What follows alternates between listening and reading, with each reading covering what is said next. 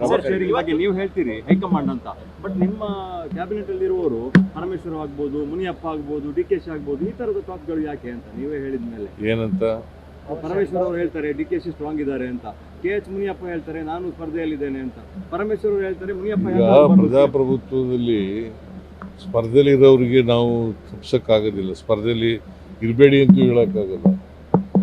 ಪ್ರಜಾಪ್ರಭುತ್ವ ಹಕ್ಕು ಅವ್ರದ್ದು. ನಾನು ಚೀಫ್ ಮಿನಿಸ್ಟರ್ ಅಭ್ಯರ್ಥಿ ಕ್ಯಾಂಡಿಡೇಟು ಅಂತ ಹೇಳ್ಕೊಳ್ಳಿಕ್ಕೆ ಅಂತಿಮವಾಗಿ ಹೈಕಮಾಂಡ್ ತೀರ್ಮಾನ ಮಾಡಿ. ನೀವು ಕೇಳ್ತಾ ಇರ್ತೀರಲ್ಲ ಹಿಂಗೆ, ರಾಜಣ್ಣ ಅವರು ಅದಕ್ಕೆ ಪದೇ ಪದೇ ಬರ್ತದೆ, ನೀವು ಕೇಳೋದು ಅದಕ್ಕೋಸ್ಕರ ಪದೇ ಪದೇ ಬರ್ತದೆ. ಗೊತ್ತಿಲ್ಲ